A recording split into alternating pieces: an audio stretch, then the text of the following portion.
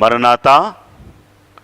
ప్రభునందు ప్రియమైన వారులారా, మోషే సుకోపవాస ధ్యానములలో 24వ రోజు దైవ దీవెనలను అందటానికి దేవదేవుని యొక్క పాదముల యొద్ద ఈ యొక్క వాక్యము వీక్షించుటకు ఆసక్తి కలిగి ఉన్న మీ అందరి మీద త్రిత్వదేవుని మహిమాశీర్వాదము తండ్రి ప్రకాశింపచేయును గాక.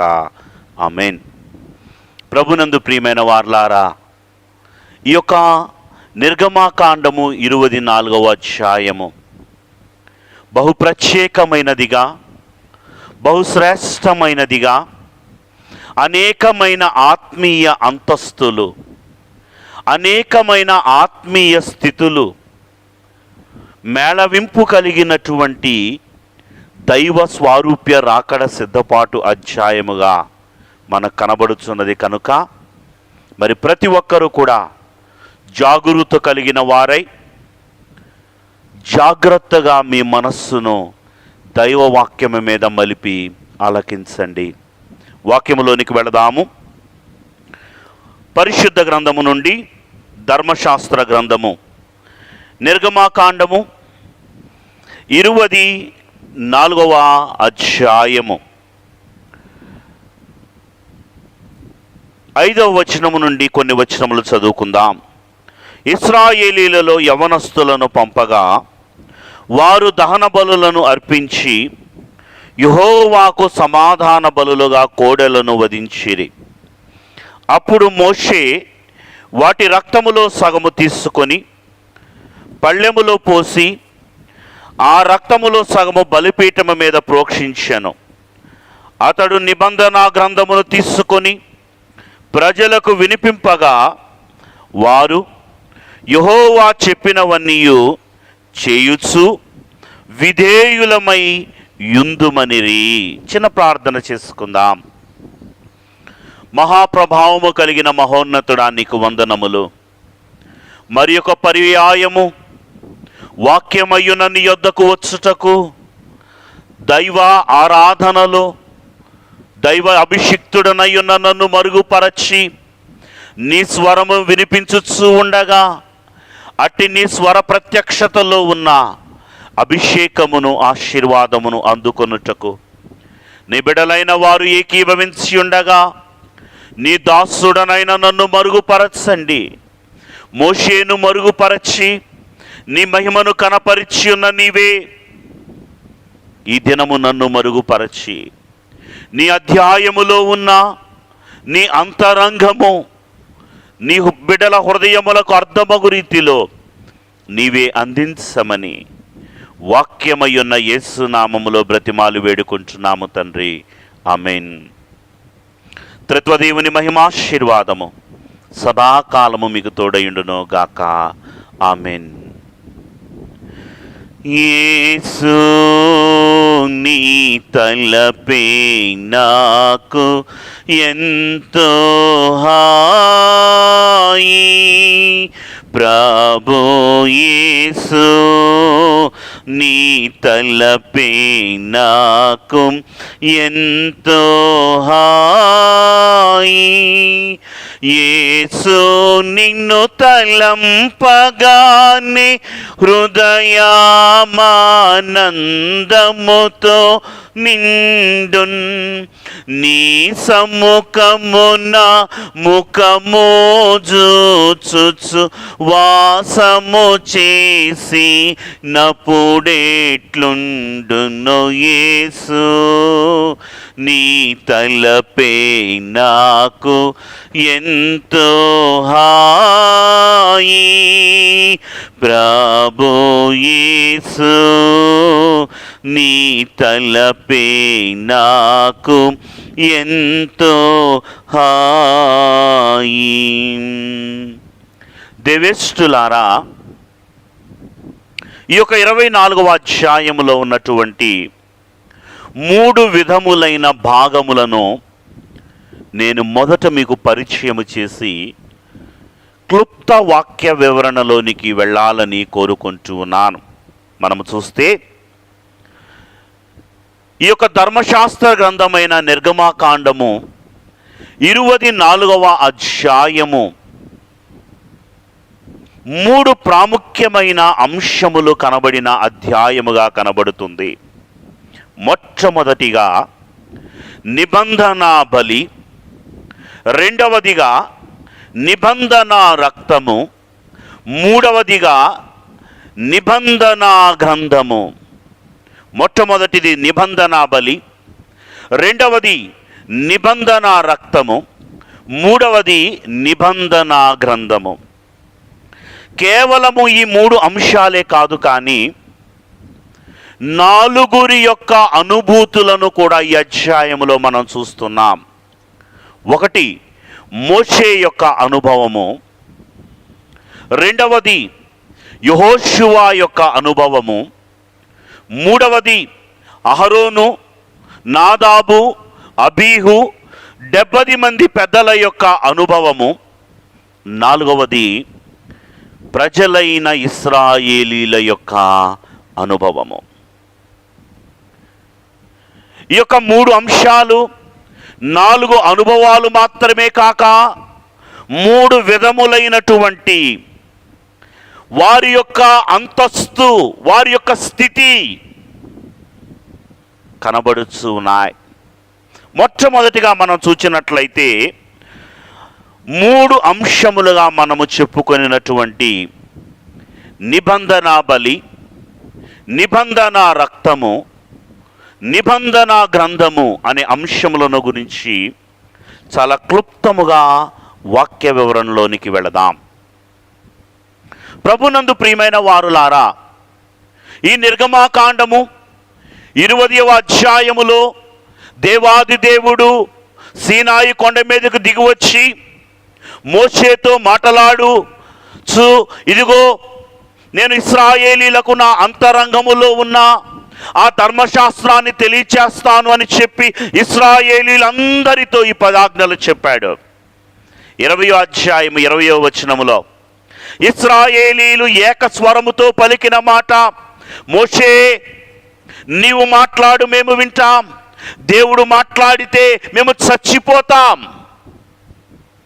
మోషే ప్రజల పక్షముగా ప్రతినిధిగా సీనాయి కొండ మీదకు వెళ్ళినట్లుగా దేవుడు మోషేకు తెలియపరిచిన అనేక అంశములను ఈ యొక్క నిర్గమాకాండము 20వ అధ్యాయము 20వ వచనము నుండి 21వ అధ్యాయము 22వ అధ్యాయము 23వ అధ్యాయము వరకు దైవ అనుభవాలన్నింటినీ లిఖించి ఆ గ్రంథమును మోషే ఈ 24వ అధ్యాయములో క్రిందకు తీస్తున్నట్లుగా నిబంధన గ్రంథముగా మనం చూస్తున్నాం.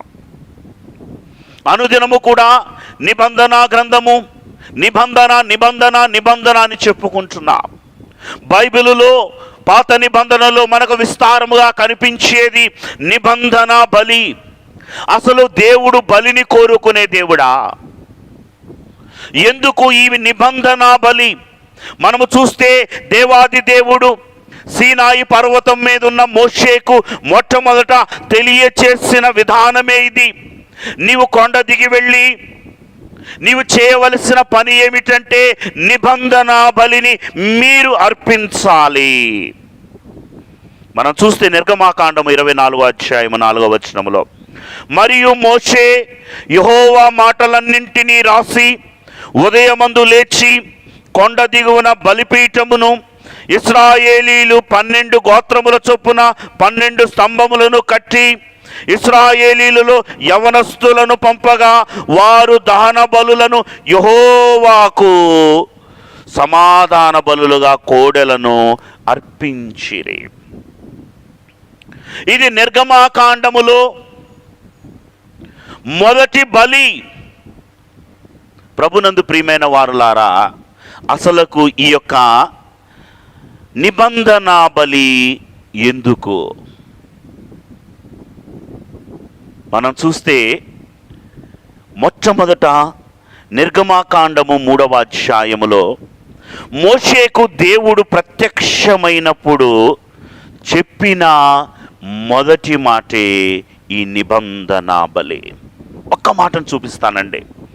నేను చెప్పాను కదా, చాలా విస్తారమైన వాక్యము, కానీ ప్రభువు నాకు అందించిన అంశాలన్నింటినీ చాలా క్లుప్తతరము చేసి మీకు అర్థమగు రీతిలో అందించడానికి ప్రయత్నిస్తాను. నిర్గమాకాండము 3వ అధ్యాయము 18వ వచనములో మనం చూస్తే, మోషే నీవు ఇశ్రాయేలీయుల యొద్దకు వెళ్ళినప్పుడు మీరు చేయవలసిన స్థితిని గురించి మాట్లాడుతూ అంటున్నాడు.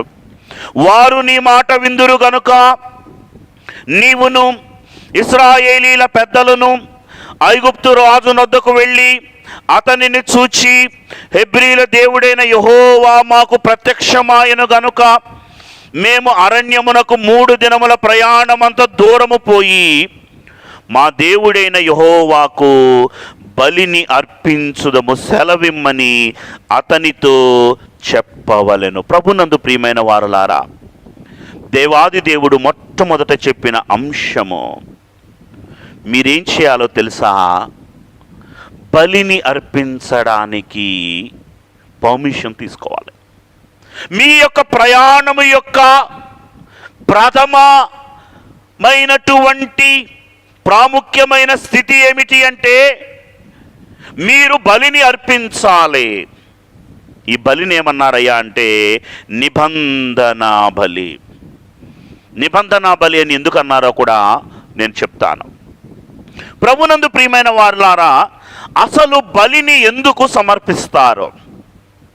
ఈవెన్ బైబిల్లో కానీ లేదా అనేకమైనటువంటి దేవతా విగ్రహారాధన కలిగినటువంటి మన దేశములోనైనా సరే అసలు బలి అన్నది ఎందుకు? ఎప్పుడైనా ఆలోచించారా?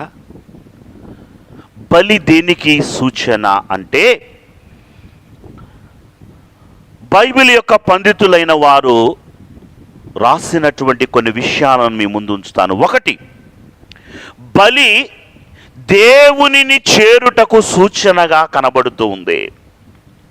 రెండవదిగా మనము చూచినట్లయితే బలి అన్నది దేవునిని ఆరాధించడానికి మేము సిద్ధము అని ఒక ఒడంబడికగా కనబడుతుంది. మూడవదిగా దేవుడే మా పరిపాలకుడు, మమ్ములను మేము దేవుని చేతికి అప్పగించుకుంటున్నాం అని దేవుని ఎదుట ఒక ప్రమాణముగా కనబడుతోంది.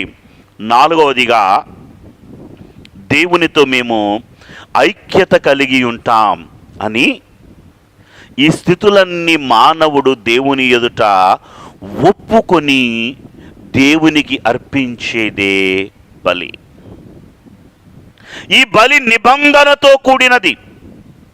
ఇది మానవ నిబంధన. అయ్యా నేను ఈ రీతిగా చేస్తాను, ఈ రీతిగా నేను చేస్తాను అనడానికి ఇది రుజువు అని తెలియచెప్పేదే బలి. ప్రభు అంటున్నాడు, మొట్టమొదటిగా మీరు నన్ను చేరుటకు, నన్ను ఆరాధించుటకు, మీ జీవితముల మీద నా ఇష్టాన్ని ఒప్పుకొనడానికి, నాలుగవదిగా నాతో ఐక్యత కలిగి ఉండడానికి మీరు బలిని అర్పించాలి. ఇది దైవ మొదటి ఉద్దేశ్యము. రెండవదిగా మనం చూస్తే బలి యొక్క ఉద్దేశ్యము. ఎందుకు బలి అంటే, మానవులు దేవునితో సహవాసము కలుగచేసేదే ఈ యొక్క బలి. ఎందుకు ఇశ్రాయేలీలైన వారు ప్రత్యక్షపు గుడారము దగ్గరికి వెళ్ళి బలులను అర్పించారు అంటే, బలి మానవునిని దేవునితో సహవాసము చేయగలిగిన అంతస్తులోనికి తీసుకుని వెళుతుంది. ప్రభునందు ప్రియమైన వారులారా, దేవునిని సమీపించే అంతస్తు అంటే దీన్ని చాలా క్లుప్తతరం చేసి నేను మాట్లాడతాను. మనం చూసినట్లయితే ఆరాధికుడు ఎవరైతే దేవునిని ఆరాధించడానికి ఆయన సాన్నిధ్యంలోనికి వస్తున్నాడో, దేవునిని సమీపించడానికి, దేవునితో పరిశుద్ధతలో ఏ విధముగా చేరగలడో, దేవుడు పరిశుద్ధుడు, దేవునిని సమీపించాలి అంటే ఇతను కూడా పరిశుద్ధుడై ఉండాలి. ఇతనుని పరిశుద్ధునిగా చేసేది ఏమిటో దాని ద్వారా దేవునిని సమీపించేదే బలి. మరి మానవునిని పరిశుద్ధునిగా చేసేది ఏమిటి? పరిశుద్ధ గ్రంథం అంటుంది. మనం చూస్తే లేవియాకాండము 17వ అధ్యాయము 14వ వచనములో చూస్తే, ఏలయనగా అది సమస్త దేహములకు ప్రాణాధారము, దాని రక్తము దాని ప్రాణమునకు ఆధారము. మానవునిని పవిత్రునిగా చేసేది ఏమిటి అంటే రక్తము. రక్తము అనగా ప్రాణము. మానవునికి ప్రాణప్రదమైనది రక్తము. ఈ రక్తమును చిందించి మానవుడు పవిత్రుడవుతున్నాడు. ఇది దేవుడు చెప్పిన సిద్ధాంతమే. అంత మాత్రమే కాదు, కానీ మనం చూచినట్లయితే రక్త బలియాగము చేయుటవా దేవుడు దేనికి సూచన అని చెప్తున్నాడు అంటే, ఒక్క మాట చూద్దామండి. లేవియాకాండము 6వ అధ్యాయము 30వ వచనంలో చూస్తే, మరియు పాప పరిహారార్థ బలిగా తేబడిన ఏ పశువు రక్తములో కొంచెమైనను అతి పరిశుద్ధ స్థలములో ప్రాయశ్చిత్తము చేయుటకై ప్రత్యక్షపు గుడారములోనికి తేబడును, ఆ బలి పశువును తినకూడదు, దానిని అగ్నిలో కాల్చివేయవలెను. ఈ రక్తము ఏం చేస్తుందయ్యా అంటే పాపములను పరిహరిస్తూ ఉంది. ఈ యొక్క నిబంధన బలి ఎందుకు అంటే ఇశ్రాయేలీలైన వారి యొక్క పాపములను పరిహరించడానికి ఈ నిబంధన బలి. పాపము పరిహరించబడాలి అంటే వధించబడాలి. అందుకే సర్వలోక పాపముల కొరకు పాప పరిహారార్థము దేవాది దేవుడైన మన ప్రభువే ఆ కలువరి శిలువలో వధించబడిన గొర్రెపిల్లగా కనబడుతూ ఉన్నాడు. మన కొరకు తన ప్రాణమునిచ్చి వేశాడు. దైవజనుడు రాస్తూ అంటాడు, తనువంతటిని నీకిచ్చి వేయు ధర్మగుణము దయచేయుమా, పనికి వచ్చి నట్లు నాని పనికి వాడు కొమ్ము తండ్రి, పనికి వచ్చి నట్లు నాని పనికి వాడు కొమ్ము తండ్రి. అయ్యా, నీకు నేను ఏమి ఇవ్వగలను రాజా? నా తనువునే ఇస్తున్నా. నువ్వు నన్ను విడిపించడానికి, నా పాపముల నుండి నన్ను పవిత్రుని చేయడానికి, నిన్ను సమీపించడానికి నిన్ను నీవు బలియాగముగా అర్పించుకున్నావు ప్రభువా. బలియాగమైన నీ కొరకు నేను ఏమి ఇవ్వగలను తండ్రి? నన్ను నేనే ఇచ్చుకుంటున్నానన్నాడు దైవజనుడు. ప్రభునందు ప్రియమైన వారులారా, మొట్టమొదటిగా మనం చూచినట్లయితే బలి మానవుని యొక్క పాపమును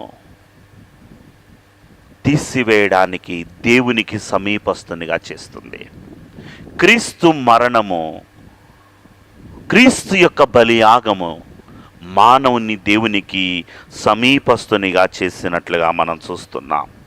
ఈ యొక్క బలి విధానాన్ని మనం చూస్తే 24వ అధ్యాయము 4వ వచనములో, మరియు మోషే యెహోవా మాటలన్నింటినీ రాసి ఉదయమందు లేచి ఆ కొండ దిగున బలిపీఠమును ఇశ్రాయేలీలు 12 గోత్రముల చొప్పున 12 స్తంభములను కట్టించి ఇశ్రాయేలీలలో యవ్వనస్తులను పంపగా వారు దహన బలులను అర్పించి యెహోవాకు సమాధాన బలులనుగా కోడెలను వధించారు. ఇదేంటండి? మోషే చేసిన పని, కొండ దిగి రాగానే ఆయన చేసిన మొదటి పని బలిపీఠాన్ని కట్టించాడు.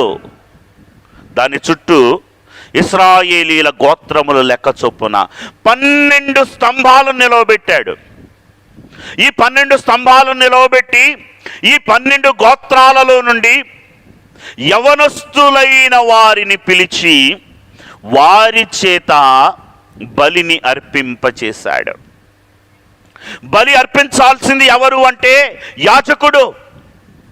ప్రత్యక్షపు గుడారము దగ్గరకు ఆ యొక్క నిర్దోషమైన గొర్రెను తెచ్చినప్పుడు దహన బలిపీఠము మీద బలిని అర్పించేది యాజకుడే. మరి ఎందుకు ఈ యొక్క యవనస్తులు? ఎందుకు అంటే ఇప్పుడే మనం చెప్పుకున్నాం, ఇది నిబంధన బలి, ఇది సాక్ష్యపు బలి. దేవుడు మమ్మలను విమోచించాడు. విమోచకుడైన దేవునికి నిత్యము మేము స్వాచ్ఛమై ఆయన యొక్క సహవాసములో జీవిస్తామని చెప్పడానికి. అందుకే ఈ యొక్క ఇశ్రాయేలీల 12 గోత్రముల యవనస్తుల చేత ఈ బలి అర్పించబడినట్లుగా మనం చూస్తూ ఉన్నాం. ప్రభునందు ప్రియమైన వాళ్ళారా, ఎందుకు యవనస్తులు అంటే కొన్ని మాటలు మీకు బైబిల్లో చూపిస్తాను. కీర్తనకారుడు 119వ కీర్తన 9వ వచనంలో రాస్తూ అంటాడు, యవనస్తులు దేని చేత తమ నడతను శుద్ధీకరించుకొందురు, నీ వాక్యమును వారి హృదయములలో ఉంచుకొనుట చేతనే కదా. ఈ యవనులైన వారు దైవ వాక్కును నిబంధన గ్రంథమును వారి హృదయములో ఉంచుకొని తన నడతను శుద్ధీకరించుకోవాలి, తన యొక్క నడకను, తన యొక్క మార్గాలను స్థిరపరుచుకోవాలి. ఇది దైవ ఉద్దేశము. అందుకే నిబంధన గ్రంథమును తీసుకొని వచ్చిన మోషే యవనులైన వారి చేత నిబంధన బలిని చేయించాడు. అంత మాత్రమే కాదు, పరిశుద్ధ గ్రంథములో రాయబడిన మాట చూస్తే, యవన కాలమందు కాడిమోయుట నరునికి మేలు.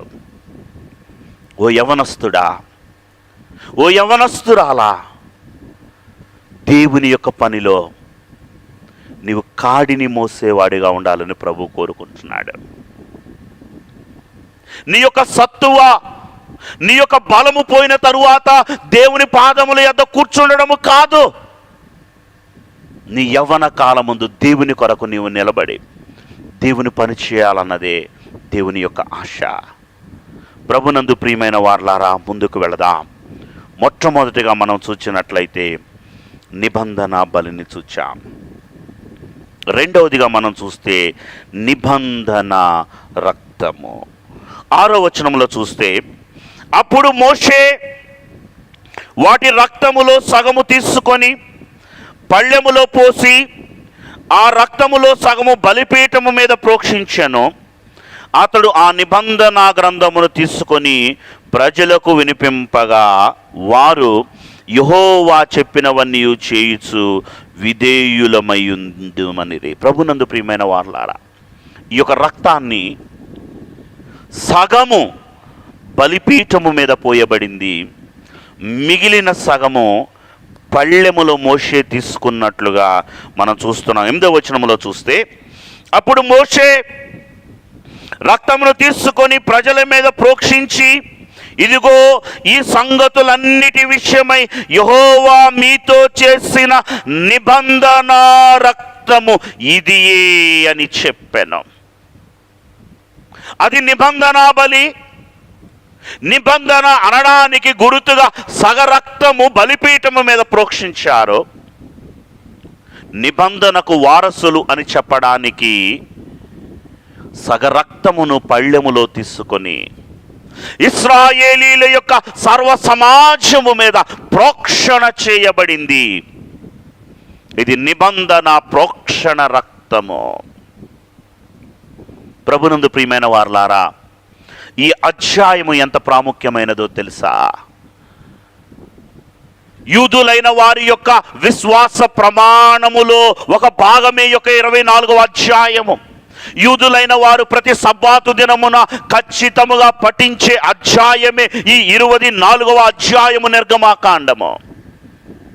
ఎందుకంటే దేవునికి వారికి మధ్య చేయబడిన ఒక ఒడంబడిక, ఒక నిబంధన జ్ఞాపకము చేసుకునే జ్ఞాపకార్థమైన స్థితి కనబడుతుంది. సంతోషం, ముందుకు వెళదాం. మనం చూస్తే నిబంధన అనగా అర్థము ఒడంబడిక. దీన్ని నిబంధన రక్తం అని ఎందుకు అంటున్నాము అంటే, ఒక మాట మనం చూద్దామండి. ఆదికాండము 31వ అధ్యాయము 44వ వచనములో చూస్తే, లాబాను ఇంటి యొద్ద నుండి యాకోబు వెళుచు ఉన్నప్పుడు, ఆదికాండం 31:44, కావున నేనును నీవును నిబంధన చేసుకొందుము రమ్ము, అది నాకును నీకును మధ్య సాక్షిగా ఉండునని యాకోబుతో ఉత్తరమియ్యగా. నిబంధన దేనికి అంటే ఇది ఒక సాక్ష్యము. ప్రభునందు ప్రియమైన వారలారా, క్రింద వచనాల్లో మనము చూచినట్లయితే ఈ యొక్క నిబంధన ప్రదేశమునకు లాబాను పెట్టిన పేరు సహదూత. యాకోబు పెట్టిన పేరు మనం చూస్తే గలేదు. సహదూత లేక గలేదు అనగా అర్థము సాక్ష్యపు కుప్ప. నిబంధన అనగా ఇది ఒక సాక్ష్యమునకు గుర్తు. ఈ నిబంధన రక్తము ఎందుకు అంటే ఇందాకే మనం చూచాం, మరి ఒకసారి చూపిస్తాను. ఆదికాండము 9వ అధ్యాయము 4వ వచనములో మనం చూస్తే, అయినను మాంసమును దాని రక్తముతో మీరు తినకూడదు, రక్తమే దాని ప్రాణము. ప్రాణమునకు ఆధారమైనది రక్తము. నిబంధన అంటే సాక్ష్యము, రక్తము అంటే ప్రాణము. మా ప్రాణమునకు నీవు సాక్షివి దేవా, మా ప్రాణమునకు నీవు సంరక్షకుడుకు దేవా అని చెప్పడానికే ఈ నిబంధన రక్తము. వారి మీద ఎందుకు ఈ నిబంధన రక్తము ప్రోక్షింపబడింది అంటే ఈ సర్వలోకమునకు, ఈ యొక్క ఇశ్రాయేలీల సమాజమునకు నేను రక్షకుడిని అని దేవుడు ప్రకటించిన విధానాన్ని ఈ అధ్యాయములో, ఈ నిబంధన రక్తములో మనం చూస్తున్నాం. అందుకే ప్రత్యేకంగా రాయబడిన మాట, ఆ నిబంధన రక్తమును తీసుకొని ప్రజల మీద ప్రోక్షింపగా. ప్రభునందు ప్రియమైన వారలారా, నేను చాలా క్లుప్తంగా వెళతాను. ఎందుకు నిబంధన రక్తము అంటే 4 అంశాలు చెప్తాను. 1, నిబంధన రక్తము వలన మానవునికి కలిగే ఆశీర్వాదము అనవచ్చు. ఏంటి అంటే మొట్టమొదటిగా దేవునిని చూచే అంతస్తునిచ్చేదే నిబంధన రక్తం. 2, దేవునిని సమీపించే మహిమలోనికి తీసుకొని వెళ్ళేదే నిబంధన రక్తం. 3, దేవునితో సమాధాన స్థితిని కలిగించేదే నిబంధన రక్తం. 4వదిగా మనం చూస్తే దేవుని ప్రజగా నిత్యము జీవింపచేసేదే నిబంధన రక్తం. చూసారా, నిబంధన బలికి నిబంధన రక్తానికి ఉన్న తేడా ఇది. నిబంధన బలి 5 పనులు చేస్తుంది, నిబంధన రక్తము 4 పనులు చేస్తుంది. నిబంధన రక్తము చేసే పని దేవునిని చూడగలిగిన స్థితిని దయచేయుట, దేవునిని సమీపించే అంతస్తును నీకిచ్చుట, దేవునితో సమాధానము కలిగి జీవించగలిగిన జీవితమును దయచేయుట, దేవుని ప్రజగా నిత్యము నిన్ను జీవింపచేయుట. ప్రభునందు ప్రియమైన వారలారా, నిబంధన బలేమో పాప పరిహారము కొరకు, నిబంధన రక్తమేమో నిత్య జీవము కొరకు.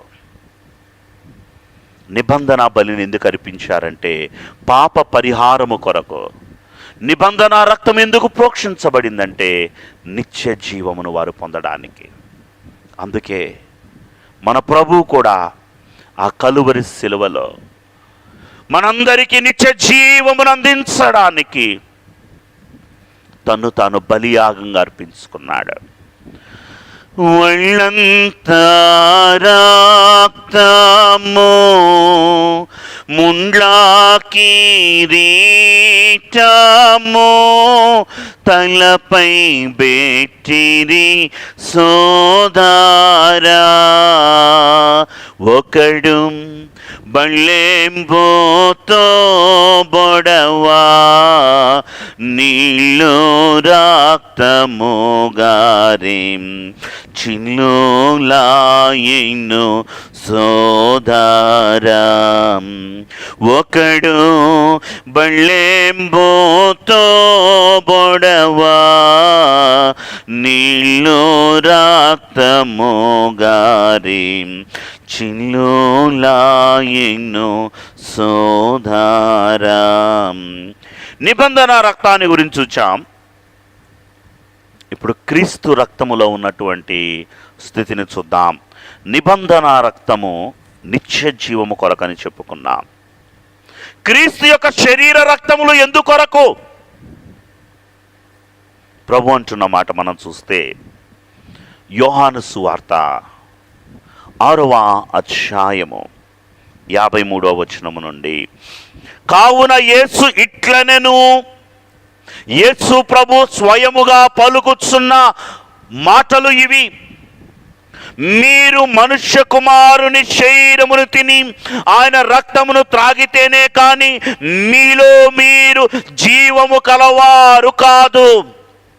అలనాడు ఇశ్రాయేలీలకు ఆ యొక్క నిబంధన బలి, ఆ నిబంధన రక్తము జీవమునిస్తే, ఈ దినము నీవు జీవించాలి అంటే క్రీస్తులో నిన్ను జీవింపచేసేది క్రీస్తు వానినిగా ప్రభు యొక్క శరీర రక్తాలు. అంత మాత్రమే కాదు, నా శరీరము తిని నా రక్తము త్రాగువాడే నిత్య జీవము కలవాడు. జీవములో ఉన్న నిన్ను ప్రభు యొక్క శరీర రక్తాలు ఏం చేస్తాయో తెలుసా? నిత్య జీవములోనికి నడిపిస్తాయి. నిత్య జీవము అనగా నిత్యము నశింపులేని స్థితి. యుగ యుగములు క్రీస్తుతో కూడా సింహాసనమందు కూర్చుండగలిగిన మహిమ పెండ్లి కుమార్తె వరుస వధువు సంఘ ఏర్పాటును నీకు ఇచ్చేదే ప్రభు యొక్క శరీర రక్తాలు. అంత మాత్రమే కాదు, మనం చూస్తే అంత్యదినమున నేను వానిని లేపుదును. క్రీస్తు యందు నీవు మృతి చెందిన వాడవైతే అంత్యదినమున దేవుడు నిన్ను లేపుతాడు మధ్యాకాశపు మహిమ విందులోనికి. సజీవుడవై ఉంటే సజీవ సంఘారోహణ అనుభవాన్ని ఇస్తాడు. అంత్యదినమున నేను వానిని లేపుదును. మూడవదిగా మనం చూస్తే నా యందు వాడును, వాని యందు నేనును నిత్యమును నిలిచి ఉందము. మనం చూచినట్లయితే 56వ వచనంలో అంటున్నాడు, నా యందును నేను వాని యందును నిలిచి ఉంటాం. శరీర రక్తాలు తీసుకోవడం అంటే ఏంటో తెలుసా? దైవజనులు అన్నారు, ప్రభుని మనము మోటు కొను భోజన పంక్తి, ప్రభువు మనలను మోటు కొను భోజన పంక్తి, మన తండ్రితో ఇంత చనువాయేనో ఈ ప్రభుతో చనువు ఏర్పరిచేదే ఈ యొక్క ప్రభు యొక్క శరీర రక్త నిబంధన రక్తము. ప్రభునందు ప్రియమైన వారలారా, 4వదిగా చూస్తే ప్రభు అంటున్నాడు 57వ వచనములో, నా మూలముగా జీవిస్తాడు. 5వదిగా మనం చూసినట్లయితే, ఈ ఆహారము తినువాడు ఎల్లప్పుడూ జీవించునని నిశ్చయముగా నేను మీతో చెప్పుచున్నాను. ఎల్లప్పుడూ జీవించును. అంత మాత్రమే కాదు, క్రింద వచనాల్లో మనం చూస్తే, నా తండ్రి ఎదుటను నా దూతల ఎదుటను నేను ఒప్పుకుంటాను అని ప్రభు సాక్ష్యం ఇస్తున్నాడు. 1 నిబంధన బలి పాప పరిహారము కొరకు అని చెప్పుకున్నాం. నిబంధన రక్తము నిత్య జీవము కొరకని చెప్పుకున్నాం. 3వదిగా మనం చూసినట్లయితే నిబంధన గ్రంథము. ఈ నిబంధన గ్రంథమును గురించి 3 దినాలుగా అనేకమైన అంశాలను మనం చూస్తున్నాం. సమయం కూడా లేదు కాబట్టి ఒకే ఒక మాట చెప్తాను. నిర్గమాకాండము 34వ అధ్యాయము 27వ వచనము, మరియు యెహోవా మోషేతో ఇట్లనెను, ఈ వాక్యములను తీసుకొనుము, ఏలయనగా ఈ వాక్యమును బట్టి నేను నీతోనూ ఇశ్రాయేలీలతోనూ నిబంధన చేసి ఉన్నాను. నిబంధన గ్రంథం అంటే ఏమీ లేదండి, దేవుని యొక్క వాక్యమే నిబంధన గ్రంథము. ఈ వాక్యమును తీసుకొనుము, ఈ వాక్యమును రాసికొనుము. ఈ వాక్యం ఏమిటో తెలుసా? నా యొక్క మాటలు. నేను నీతోనూ ఇశ్రాయేలీలతోనూ నిబంధన చేసి ఉన్నాను. అతడు 40 రేయింబవళ్ళు యెహోవాతో కూడా అక్కడ నుండెను. అతడు భోజనము చేయలేదు, నీళ్లు త్రాగలేదు. అంతలో ఆయన ఆ నిబంధన వాక్యములను అనగా 10 ఆజ్ఞలను ఆ పలకల మీద రాసెను. మోసే సీనాయి కొండ దిగుచుండగా శాసనములు గల ఆ 2 పలకలు మోషే చేతిలో ఉండెను. అతడు కొండ దిగుచుండగా మనం చూచినట్లయితే ఆయన ముఖములో దిగుచు ఉండగా ఆయన అతనితో మాట్లాడినప్పుడు ఆయన తన ముఖ చర్మము ప్రకాశించిన సంగతి మోషేకు తెలిసి ఉండలేదు. అబ్బా, ఎంత చక్కని మాటలు! ఏంటి ఈ నిబంధన గ్రంథము అంటే? నిబంధన గ్రంథం అంటే నా మాటలు, నేను నీతో మాట్లాడిన మాటలు, ఇశ్రాయేలీల కొరకు మాట్లాడిన మాటలు, మీ అందరి కొరకు మాట్లాడిన మాటలు. ఈ మాటలను తీసుకొని వస్తున్న మోషే ముఖము ప్రకాశించింది. నిబంధన గ్రంథమైన వాక్యమును ఎవరి హృదయములో ఉంచుకుంటారో, ఎవరి జీవితములో ఉంచుకుంటారో, ఈ ప్రవచన వాక్యములను చదువువాడును వినువాడును వాటి ప్రకారము నడుచువారును ధన్యులు. వారి యొక్క జీవితము ఎలా ఉంటాయో తెలుసా? ప్రకాశించేగా ఉంటాయి. నిబంధన గ్రంథము అనగా దైవవాక్యమే. సంతోషం ప్రభునందు ప్రియమైన వారలారా, మనం చూస్తే 3 అంశాలు మనం మాట్లాడుకున్నాం. 1 నిబంధన బలి, 2వది నిబంధన రక్తము, 3వది నిబంధన గ్రంథము. తరువాత నేను చెప్పాను, ఈ యొక్క 24వ అధ్యాయములో కేవలము ఈ 3 అంశములే కాకుండా ఇంకా 4 స్థితులు కనబడుతూ ఉన్నాయి అని. ఏంటి ఈ 4 అనుభవాలు? ఎవరు ఈ 4? వారిలో ఉన్న అనుభవాలేంటి? చాలా క్లుప్తంగా చెప్తానండి. మనం చూస్తే మొట్టమొదటిగా మోషే అనుభవము. మనం చూస్తే దేవాది దేవుడు తెలియచేయుచున్న మాట, మోషే యొక్క అనుభవము పరిశుద్ధ గ్రంథములో కనబడుతుంది. నిర్గమాకాండము 24వ అధ్యాయము 13వ వచనము. మోషేయు అతని పరిచారకుడైన యెహోషువయు లేచిరి. మోషే దేవుని కొండ మీదకు ఎక్కెను. మోషే అనుభవము, దేవుని యొక్క కొండ మీద 40 దివారాత్రములు మనము చూచినట్లయితే చివరి వచనములో 18వ వచనములో మోషే ఆ కొండ మీద 40 రేయింబవళ్ళు 40 దినములు ఉండెను. మోషే అనుభవము 40 రేయింబవళ్ళు దైవ సాన్నిధ్యములో, దైవ సహవాసములో, దేవుని యొక్క పాదపీఠము యొద్ద, దేవుని యొక్క మహిమలో నిలిచి ఉండే అనుభవము. ఇది మోషే అనుభవము. అంత మాత్రమే కాదండి, మనం చూస్తే మోషే అనుభవము కొండ ఎక్కే అనుభవము. మోషే ఎన్నిసార్లు కొండ ఎక్కాడు అన్నది మనం చూస్తే గత పాఠ్యభాగాల్లో నేను చెప్పినప్పుడు చెప్పాను, మోషే 7 పర్యాయములు 7 పర్యాయాలు కొండెక్కాడు. మొట్టమొదటిగా నిర్గమాకాండము 19వ అధ్యాయములో 3 పర్యాయాలు ఎక్కాడు. నిర్గమాకాండము 19వ అధ్యాయం 3వ వచనములో ఎక్కాడు. నిర్గమాకాండము 19వ అధ్యాయం 8వ వచనములో ఎక్కాడు. నిర్గమాకాండము 19వ అధ్యాయం 20వ వచనములో ఎక్కాడు. 3 సార్లు ఆ అధ్యాయంలో కొండెక్కాడు. నేను అంతకుముందు చెప్పాను, ఆ యొక్క సీనాయి కొండ మాకు ఎక్కడానికి పట్టిన సమయము 5 గంటలు. అరే మోషే అలా ఎలాగెక్కాడో 80 సంవత్సరముల ప్రాయము. ప్రభునందు ప్రియమైన వారలారా, మనం చూస్తే 20వ అధ్యాయము 21వ వచనములో మేము వినలేము, నువ్వు చెప్పు అన్నప్పుడు దేవుడు మోషేని పిలిచాడు. మరలా కొండెక్కాడు. కొండెక్కిన మోషే అంట దేవుడు నిబంధన గ్రంథాన్ని చెబుతుంటే రాసుకుంటూ ఉన్నాడు. మరలా 24వ అధ్యాయములు ప్రారంభంలో కొండ దిగొస్తుంటే దేవుడు చెప్పాడు,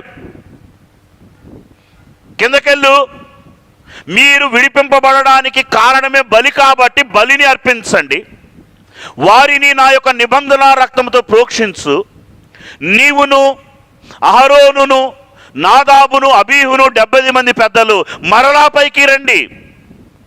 మనం చూస్తే ఈ 24వ అధ్యాయము 18వ వచనములో మోషే 5వసారి కొండెక్కాడు. 6వ పర్యాయము నిర్గమాకాండము 32వ అధ్యాయము 31వ వచనములు ఎక్కాడు. 7వ పర్యాయము నిర్గమాకాండము 34వ అధ్యాయము 4వ వచనములో మనం చూస్తున్నాం. 7 అనుభవాలు త్వరగా చెప్తాను. 1, 40 దినములు దేవుని యొక్క సహవాస సన్నిధి మహిమలో నిలిచిన అనుభవం మోషేది.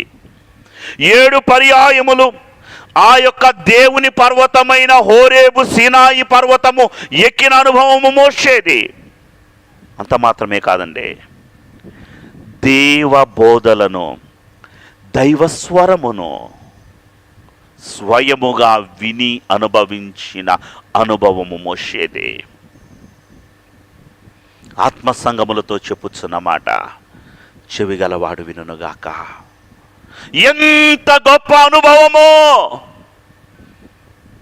దైవజనులు అంటారు, యేసు నీ తలపే నాకెంతో హాయి, నీ తలపే ఇంత హాయిగా ఉంటే, నీ స్వర మాధుర్యము చూడకపోతేనే ఇంత మధురమైన స్థితిగా ఉంటే, నిన్ను చూస్తూ ఉన్నప్పుడు, నీవు మాట్లాడుతూ ఉన్నప్పుడు, ఆ మహిమను అనుభవిస్తూ ఉన్నప్పుడు అది ఎట్లుండునో ఆ అనుభూతిని అనుభవించిన వాడు మోషే.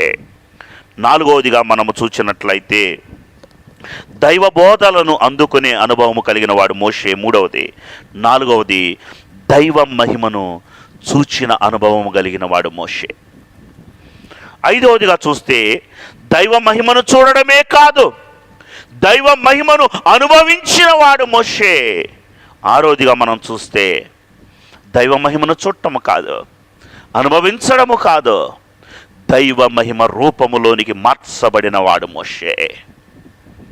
ప్రభునందు ప్రియమైన వారలారా, మోషేలో ఉన్న 7వ అనుభవము దైవ మహిమ అభిషేకమును ఏర్పాటు జనాంగానికి పంచినవాడు మోషే. ఇదే అభిషేకపు పండుగ, ఇదే తైలాభిషేకపు పండుగ. దైవ మహిమ అభిషేకమును పంచినవాడు మోషే.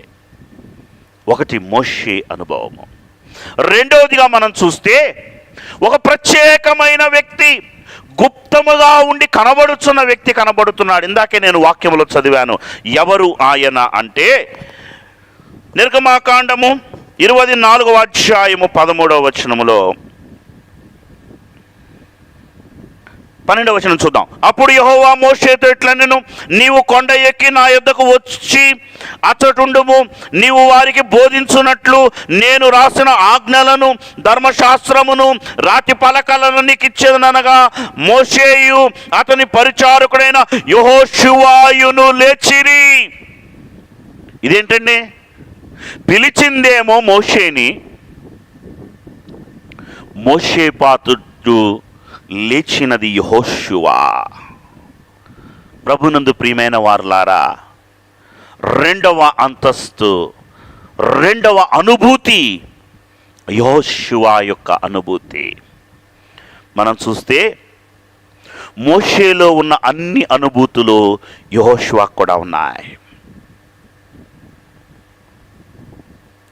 40 దినములు మోషే దేవుని సన్నిధానములో ఉంటే, 40 దినములు కొండ మీద ఉండి నిలిచి మోషే కొరకు ఎదురు చూచుచున్న వ్యక్తి యెహోషువ. ప్రభునందు ప్రియమైన వారలారా, ఈ యెహోషువ యొక్క ప్రారంభం మనం చూస్తే నిర్గమాకాండము 17వ అధ్యాయము 7వ వచనములో అమాలేకీయులతో యుద్ధము జరుగుతున్నప్పుడు మోషే దేవుని కర్రను పట్టుకొని కొండెక్కినప్పుడు మోషే చేతులు బరువెక్కుతూ ఉంటే, వారు ఓడిపోతుంటే, ఆ మోషే చేతులకు ఆధారముగా నిలిచిన మోషే సేవకుడే ఈ యెహోషువ. ఇటువంటి యెహోషువకు దేవుడు ఎన్ని ఆధిక్యతలు ఇచ్చాడో తెలుసా? మోషే వలె దేవునిని చూడగలిగిన ఆధిక్యత ఇచ్చాడు. మోషే వలె దైవ బోధన అందుకోగలిగిన ఆధిక్యతనిచ్చాడు. మోషే వలె దేవుని మహిమను చూడగలిగిన ఆధిక్యతనిచ్చాడు. మహిమను అనుభవించగలిగిన ఆధిక్యతనిచ్చాడు. మోషే వలె తాను అందుకొనిన దైవ మహిమను ఏర్పాటు జనాంగానికి పంచగలిగిన మహిమ స్థితిని కూడా ఇచ్చాడు. ఎందుకు యెహోషువాకి ఇంత ఆధిక్యత? ఏమీ లేదండి. పరిశుద్ధ గ్రంథంలో మనం చూస్తున్న మాట, యెహోషువ మోషే పరిచారకుడు. నేనంటాను, యెహోషువ కేవలము మోషే పరిచారకుడు కాదు, దేవునికి కూడా పరిచారకుడు యెహోషువ. దైవ పరిచర్య కొరకు లేచాడు, మోషే పరిచర్య కొరకు కాదు. అక్కడ మనం చూస్తే యెహోషువను గురించి రాయబడిన మరి ఒక చక్కని మాటను నేను మీ ముందుంచాలని కోరుకుంటున్నాను. నిర్గమాకాండము 33వ అధ్యాయము 11వ వచనంలో మనం చూస్తే, మనుష్యుడు తన స్నేహితుడితో మాట్లాడునట్లు యెహోవా మోషేతో ముఖాముఖిగా మాట్లాడుచుండెను. తరువాత అతడు పాలెములోనికి తిరిగి వచ్చుచుండెను. అతని పరిచారకుడు నూను కుమారుడునైన యెహోషువ అను యవనస్తుడు గుడారములో నుండి వెలుపలికి రాలేదు. మోషే యెహోషువలు ఆ యొక్క చెక్కబడిన ఆ రాతి పలకలను తీసుకొని మరలా రెండోసారి కొండెక్కారు. దేవుడు మాట్లాడుతూ ఉన్నాడు ముఖాముఖిగా. మోషే అంట ఆల్రెడీ పాపం చేశారు, విగ్రహారాధన జరిగింది, మరలా ఏం చేస్తున్నారు అని దైవ సన్నిధిలో ఉంటున్నాడంట. పాలెంలోకి వస్తున్నాడంట, మరలా దైవ సన్నిధిలోకి వెళ్తున్నాడు, మరలా పాలెంలోకి వస్తున్నాడు. కానీ యెహోషువ మాత్రము దైవ సన్నిధిలో నుండి లేచి రాలేదు. ఆయన మనం చూస్తే గుడారములో నుండి వెలుపలికే రాలేదు. దైవ సహవాసములోనే నిలిచి ఉన్న అనుభవము యెహోషువదే. ఇది యెహోషువ అనుభవం. ప్రభునందు ప్రియమైన వారలారా, మనం చూస్తే మోషే నాయకుడుగా కనబడుతున్నాడు, యెహోషువ పరిచారకుడుగా కనబడుతున్నాడు. పరిచారకుడైన యెహోషువ దేవుని సేవకునికి పరిచర్య చేశాడు. అది దేవుని పరిచర్యగా దేవుడు భావించాడు. పరిచారకుడైన యెహోషువని నాయకుడిని చేశాడు. ఓ యవనస్తుడా, ఓ దేవుని సంఘమా, దైవయాచకులకు మీరు సహకారులై ఉంటే యెహోషువలో ఉన్న అభిషేకము ఆశీర్వాదం మీదే అని చెప్పడానికే యెహోషువని దేవుడు ఇక్కడ చూపిస్తున్నాడు. మనం చూసినట్లయితే ఆదామును దేవుడు చెప్పాడు, ఇదిగో నువ్వు ఈ తోట చెట్ల ఫలములన్నీ తినొచ్చు, నువ్వు అధికారివి. మనం చూస్తే ఆదాము ఏదేను తోట పాలకుడు. ఆదాము మహిమను పోగొట్టుకున్నాడు. నాయకుడుగా ఉన్న మోషే కానానులోనికి వెళ్ళలేకపోయాడు. యెహోషువ దాసుడుగా ఉన్నాడు, కానానులోనికి చేర్చబడ్డాడు. కడుపటి ఆదామైన క్రీస్తు దాసునిగానే వచ్చాడు, నిన్ను నన్ను పరమ కానానుకు చేర్చడానికి. సంతోషం. ఇంకా చెప్తే విస్తారంగా చెప్పవచ్చు. మనం చూస్తే రెండవ అనుభవము యెహోషువ అనుభవము. చాలా త్వరగా వెళ్తానండి. మూడవ అనుభవాన్ని మనం చూస్తే అహరోను, నాదాబు, అబీహు 70 మంది పెద్దల అనుభవము. ఎవరు ఈ నాదాబు, అబీహు అంటే అహరోను యొక్క కుమారులు, యాజకులు. 70 మంది పెద్దలు న్యాయ ప్రధానులుగా ఇత్రో ద్వారా దైవ సంకల్పము చొప్పున మోషే ద్వారా ఏర్పాటు చేయబడిన 70 మంది పెద్దలు. వీరి యొక్క స్థితి మనం చూస్తే కొండను ఎక్కే అనుభవము, దేవునిని చూచే అనుభవము, స్వరమును వినే అనుభవము, మహిమను చూచే అనుభవము, ఆయన పాదములను చూచే అనుభవం. బైబిల్లో రాయబడిన మాట చాలా విచిత్రంగా రాయబడింది. వీరి యొక్క స్థితిని మనం చూస్తే వీరు దేవునిని చూచి అన్నపానములు పుచ్చుకున్నారు అని రాయబడింది. దానికి ముందే రాయబడింది అయ్యా అంటే 10వ వచనంలో, ఇశ్రాయేలీయులు దేవుని చూచిరి, ఆయన పాదముల క్రింద నిగనిగలాడు నీలమయమైన వస్తువు వంటిది, ఆకాశ మండలపు తేజము వంటిది ఉండెను. వారు నిగనిగలాడు వస్తువు వంటి ఆకాశము పైన ఉన్నటువంటి తేజము వంటి దానిని చూచారు. ఏంటిది? నిగనిగలాడే నీలి రంగు వస్తువును చూచి, నీలమయమైన వస్తువును చూచి దేవునిని చూచామనుకున్నారు. ఆయన పాదములను చూచారు అని ఇక్కడ రాయబడింది. మనం చూస్తే ఆయన పాదముల క్రింద వారు ఏం చూచారయ్యా అంటే, ఒకే ఒక మాటను చెప్తాను, చాలా చెప్పాలనుకున్నాను కానీ ఒక మాటను చూద్దాం. యెహెజ్కేలు గ్రంథము 1వ అధ్యాయము 26వ వచనము, వాటి తలలపైన ఆ ఆకాశ మండలములపైన నీలకాంతమైన సింహాసనము వంటిది ఒకటి కనబడెను. నీలకాంతమైన సింహాసనము ఒకటి కనబడెను అంటే ఈ పెద్దలైన వారు చూచింది ఏమిటయ్యా అంటే నీలకాంతమైన సింహాసనమును చూచారు, కానీ దేవునిని చూడలేదు. ఇలా చూశారు. దేవుడు కాదంట వారికి కనపడింది. దైవజనుడు చెప్పిన మాట, దైవ ప్రతిబింబము లేదా దేవుని నీడ కనపడింది. వారు చూచింది ఏంటయ్యా అంటే నీలకాంతమైన సింహాసనము. అమ్మ సార్లే, ఇంకా దేవుని చూసామని తినేశారు. దేవుడు అన్నాడు, ఇంక సార్లు ఎప్పుడురా అబ్బాయి అన్నాడు. దేవుని సన్నిధానములో కూర్చునే అనుభవము నీకు లేకపోతే దేవుని చూడలేవు, దేవుని మహిమను చూడలేవు. ప్రభునందు ప్రియమైన వారలారా, మనం చూస్తే 1 మోషే అనుభవాన్ని చెప్పుకున్నాం, 2 యెహోషువ అనుభవాన్ని చెప్పుకున్నాం, 3 అహరోను పెద్దల అనుభవాన్ని చెప్పుకున్నాం, 4వ అనుభవము ఇశ్రాయేలీల అనుభవం. వీరి అనుభవము స్వరము వినే అనుభవము. వీరి అనుభవము దైవ ప్రత్యక్షతను చూడగలిగిన అనుభవము. ఆగిపోయారండి, ఇంతే. ఎక్కి రాగలిగిన అనుభవము లేదు. మనం చూస్తే ప్రభునందు ప్రియమైన వారలారా, మోషే యొక్క అనుభవం 4 మాటలు చెప్తాను దీన్ని. మోషే యొక్క ప్రత్యక్షత లేదా మోషే యొక్క అనుభవము ముఖాముఖిగా చూచే అనుభవం.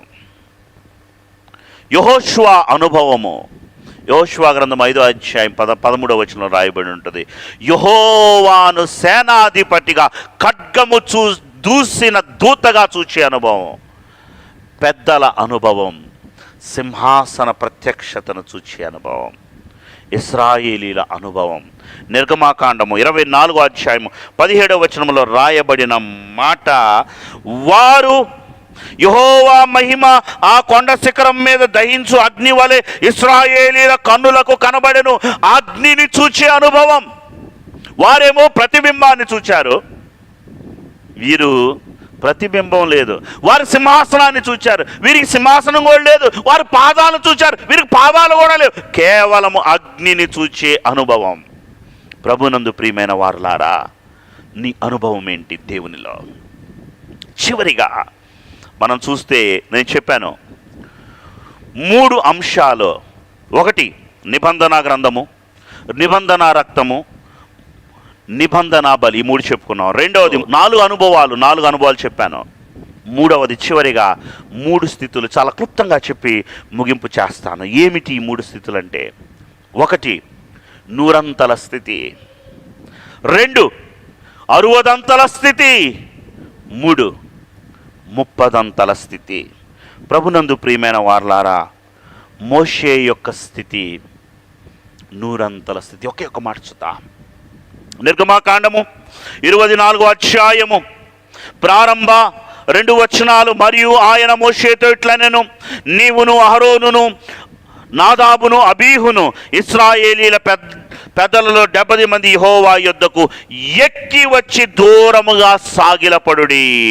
మోషే మాత్రము యెహోవాను సమీపించవలెను, వారు సమీపింపకూడదు. ప్రజలు అతనితో ఎక్కి రాకూడదు. ప్రభునందు ప్రియమైన వారలారా, మనం చూస్తే కేవలము మోషే మాత్రము కొండ ఎక్కి పైకి రావాలి. పెద్దలు కొండ ఎక్కొచ్చు కానీ దూరముగా ఉండి సాగిలపడాలి, ప్రజలు ఎక్కకూడదు. ఎందుకు మోషేకు ఈ ప్రత్యేకత? ఎందుకు మోషే మాత్రమే? ప్రభువే చెప్పాడండి. ఒకే ఒక మాట చూపిస్తాను. సంఖ్యాకాండము 12వ అధ్యాయములో 7వ వచనము నుండి మనం చూసినట్లయితే మోషే అలాంటి వాడు అని దేవుడు సాక్ష్యం ఇస్తున్నాడంటే, నా ఇల్లంతటిలో నమ్మకమైన వాడు. ఎందుకు మోషే నన్ను చూడగలిగినటువంటి అనుభవము కలిగి ఉన్నాడో తెలుసా? నా ఇల్లంతటిలో నమ్మకమైన వాడు. దేవుని ఇల్లే దేవుని మందిరం. దేవుని మందిరములో నీవు నమ్మకమైన వాడవేనా? దేవుని పని చేయడానికి యెహోషువ వలె నువ్వు పరిచారకుడుగా ఉన్నావా? మోషే నమ్మకమైన వాడు. నేను గూఢభావముతో కాదు, దర్శనమిచ్చి ముఖాముఖిగా అతనితో మాట్లాడుదును. అతడు యెహోవా స్వారూప్యమును నిదానించి చూచును. ఎందుకు మోషే మాత్రమే అంటే, మోషేలో ఉన్న మరొక అనుభవము, యెహోవా స్వారూప్యమును నిదానించి చూచే అనుభవము, మనోనిధానము కలిగిన అనుభవము, ఎన్ని దినములైనా ఎదురు చూచే అనుభవము. దేవా నాకు కనబడుము, మాట్లాడుమని ఆసక్తితో దేవుని వైపు తన యొక్క కన్నులెత్తి దేవునిని, ఆయన ప్రసన్నతను వేడుకునే అనుభవము. ప్రభునందు ప్రియమైన వారలారా, కాబట్టి నా సేవకుడైన మోషేకు విరోధముగా మాట్లాడుటకు మీరేలా భయపడలేదు. ఇది ఒక అనుభవము, అంత మాత్రం. ఇంకొక మాట చూపిస్తాను. ద్వితీయోపదేశకాండము 34వ అధ్యాయం 12వ వచనం. వాటి విషయములలో, ఆ బాహుబలమంతటి విషయములోను మోషే ఇశ్రాయేలీయులందరి కన్నుల ఎదుట కలుగ చేసిన మహాభయంకరమైన కార్యములను విషయములలోను యెహోవాను ముఖాముఖిగా ఎరిగిన మోషే వంటి ఇంకొక ప్రవక్త ఇశ్రాయేలీలలో ఇది వరకు పుట్టలేదు. మోషేలాంతో ఇంతవరకు పుట్టలేదయ్యా ఇశ్రాయేలీల్లోనే. దైవజనులు అన్నారు, పుట్టవలయు మోషే వంటి పూర్ణ ప్రవక్త, ఎట్టి వారలైన నెరుగనట్టి ధర్మము దిట్టముగను స్థాపింప దేవపుత్రుడు, పోటేన్ గొప్ప బోధకుడాయెను. మోషేలో ఉన్న ఘనమైన స్థితి, నూరంతల అంతస్తుకు చేర్చిన స్థితి. రెండవ స్థితి, అహరోను, నాదాబు, అబీహు 70 మంది పెద్దల యొక్క స్థితి. కొండను ఎక్కవచ్చు, దూరమున సాగిలపడే స్థితి. వీరి అంతస్తు, వీరి సిద్ధపాటు మనం చూస్తే సంపూర్ణమైన స్థితి కాదు. ఇది సంపూర్ణమైన స్థితి కాదు. ఇది కేవలము 60 అంతస్తు. ఆత్మ లేనివాడు నా వాడు కాదు. ఆత్మ వచ్చింది. దైవ సాన్నిధ్యములో నీవు వెలుగుతున్నావని కేవలము అలా ఉండిపోతే కాదు. నీ వెలుగు చేత అనేకులు వెలిగించబడాలి. అపోస్తుల కార్యములు 20వ అధ్యాయంలో మనము చూసినట్లయితే పేతురు మాట్లాడుతూ ఉంటే అనేక దీపాలు వెలుగుతూ ఉన్నాయి. దేవుని చేత వెలిగింపబడిన వాడ, ఎన్ని దీపాలను వెలిగించావు, ఎందరూ ఆయన వైపు అనేకులు త్రిప్పుదు, వారు పరమందు దేవుని యొక్క నక్షత్రముల వలె ప్రకాశిస్తారు. ఎంతమంది నువ్వు తిప్పావు? తిప్పలేకపోతే, దేవుని కొరకు ఒక్క ఆత్మనైనా సంపాదించకపోతే, నీకు ఇచ్చిన తలాంతును భూమిలో తలాంతు ఉంది, భూమిలో దాచిపెట్టిన వాడవైతే నీ అంతస్తు 60 అంతలే. చివరిగా మనం చూసినట్లయితే ప్రజల యొక్క అంతస్తు, దైవ స్వరమును విన్నారు కానీ కొండ కింద మాత్రమే నిలిచిపోయారు. వారు ఎక్కకూడదు. ప్రభునందు ప్రియమైన వారలారా, ఈ 3 స్థితులను చెప్తాను. 1, ప్రజల యొక్క అంతస్తు, ఆరాధన అంతస్తు. 2, పెద్దల యొక్క అంతస్తు, సహవాసపు అంతస్తు. 3, మోషే అంతస్తు, దైవ స్వారూప్యములోనికి మార్చబడిన పెండ్లి కుమార్తె అంతస్తు. ఇప్పుడు ఆలోచించండి, నీవు ఆరాధన అంతస్తులో ఆగిపోతున్నావా?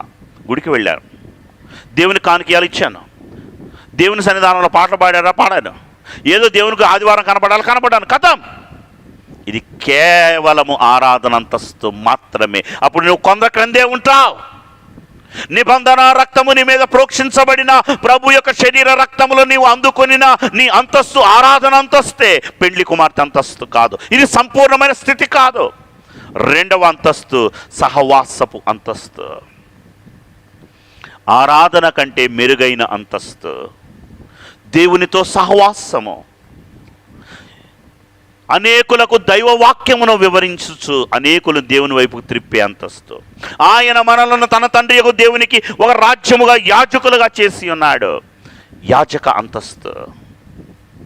కానీ ఇది సంపూర్ణమైన స్థితి కాదు, 60 అంతస్తే. సంపూర్ణమైన స్థితి మోషేది. మోషే అంతస్తు దైవ స్వారూప్యములోనికి మార్చబడిన అంతస్తు. క్రీస్తు రూపము మీ యందు ఏర్పడు వరకు మీ విషయమై నాకు ప్రసవ వేదన కలుగుచున్నది అంటున్నాడు పౌలు. ఈ సంపూర్ణమైన స్థితిలోనికి మనం వెళ్ళాలి. చివరగా మనం చూచినట్లయితే నిర్గమాకాండము 24వ అధ్యాయం 7వ వచనములు అంటున్నారు, అతడు నిబంధన గ్రంథమును తీసుకొని ప్రజలకు వినిపింపగా వారు యెహోవా చెప్పినవన్నీ చేసేదమనిది. ప్రభునందు ప్రియమైన వారులారా, యెహోవా చెప్పినవన్నీ చేస్తాం. దైవజనులు అన్నారంట, దేవుని యొక్క మాట చొప్పున నడిచే ఉద్దేశము లేని వారికి దేవుని మాటలు అర్థం కావు. ఎన్ని బోధలు విన్నావో, ఎన్ని వాక్యాలు ఉన్నావో, అర్థమైందా అంటే వ్యర్థమే. ఎందుకంటే నీకు దేవుని మాట చొప్పున నడిచే ఉద్దేశము లేదు. ఇశ్రాయేలీయులు దేవుడు చెప్పినట్టు చేస్తామన్నారు, కానీ వారి ఉద్దేశము దైవ చిత్తం ప్రకారం నడుచుకుంటా కాదు. అందుకే 32వ అధ్యాయములోనే మోషే కొండ మీదకు వెళ్ళినప్పుడు మీరు చూచారు అగ్నిలో, కానీ విగ్రహారాధన చేస్తూ ఉన్నారు. నిబంధన విభాగింపబడింది. సంతోషం. మనం చూస్తే దేవుడు అంటున్నాడు, ఈ దినము నీ అంతస్తు ఏంటి? 100 అంతస్తా, 60 అంతస్తా, 30 అంతస్తా? నిబంధన బలి నీలో జరిగిందా? నిబంధన రక్తము నీలో నిలిచి ఉందా? నిబంధన గ్రంథము చేత నీ ముఖం ప్రకాశిస్తుందా? నీ యొక్క అంతస్తు ఎలాంటిది? నీ యొక్క ప్రత్యేకత క్రీస్తులో ఎలాంటిది? మోషే వంటిదా? అహరోను వంటిదా? 70 మంది పెద్దల వంటిదా? ఇశ్రాయేలీల వంటిదా? ఏది నీ వరుస? ప్రభునందు ప్రియమైన వారలారా, మోషే ముఖాముఖిగా చూచాడు. యోషువ యుద్ధమునకు సిద్ధపడిన ఖడ్గము ధరించిన దూత వలె చూచాడు. సైన్యములకు అధిపతిగా చూచాడు. పెద్దలైన వారు సింహాసన స్థితిని చూచారు. ఇశ్రాయేలీలైన వారు అగ్నిని చూచారు. ఈరోజు దేవుణ్ణి నువ్వు ఎలా చూస్తున్నావు? కనీసం చూచే అంతస్తానా నీకుందా? అట్టి స్థితిని, మోషే వంటి వధువు సంఘ స్థితిని పరిశుద్ధాత్ముడు మనందరికీ దయచేయును గాక. ఆమేన్. త్రిత్వదేవుని మహిమాశీర్వాదము ఈ వాక్యమును విని మీ హృదయములో భద్రపరుచుకొని క్రీస్తు యొక్క మహిమ రాకడకు 100 అంతస్తుతో ఆయన సన్నిధానములో నిలవబడగలిగిన ధన్యత ప్రభు దయచేయును గాక. ఆమేన్. మరణాత.